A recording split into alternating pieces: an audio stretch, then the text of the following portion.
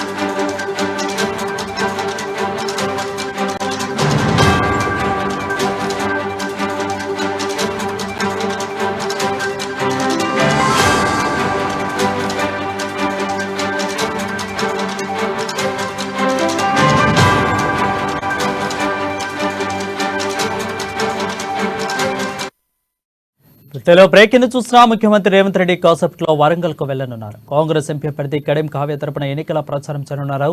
ఇక జనజాతర సభలో పాల్గొననున్నారు రేవంత్ రెడ్డి. వరంగల్లో సభకు ఏర్పాట్లు చేశారు జిల్లా కాంగ్రెస్ శ్రేణులు.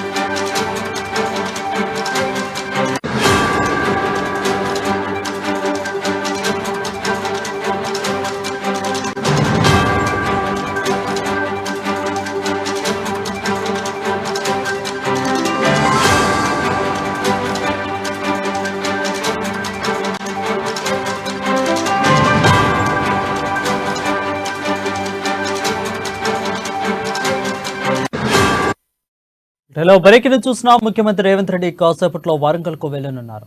కాంగ్రెస్ ఎంపీ అభ్యర్థి కడియం కావ్య తరపున ఎన్నికల ప్రచారం చేయనున్నారు. ఇక జనజాతర సభలో ఆయన పాల్గొననున్నారు.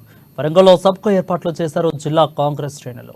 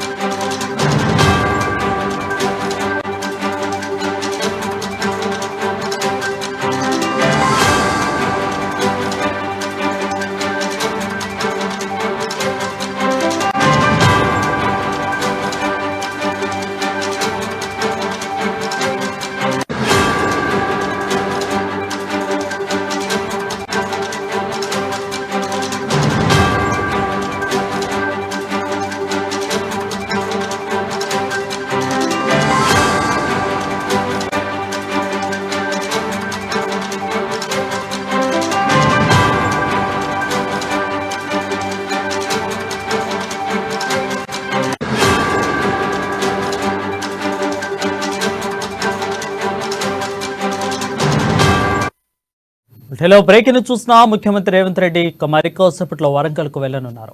కాంగ్రెస్ ఎంపీ అభ్యర్థి కడియం కావ్య తరపున ఎన్నికల ప్రచారం చేయనున్నారు. ఇక జనజాతర సభలో రేవంత్ రెడ్డి పాల్గొననున్నారు. వరంగల్లో సభకు ఏర్పాట్లు చేశారు జిల్లా కాంగ్రెస్ శ్రేణులు. దీనిపై మరింత సమాచారం మా వరంగల్ ప్రతినిధి స్వామి లైవ్ ద్వారా అందిస్తారు. స్వామి, చెప్పండి, సభ ఏర్పాట్లు ఏ విధంగా సాగుతున్నాయి?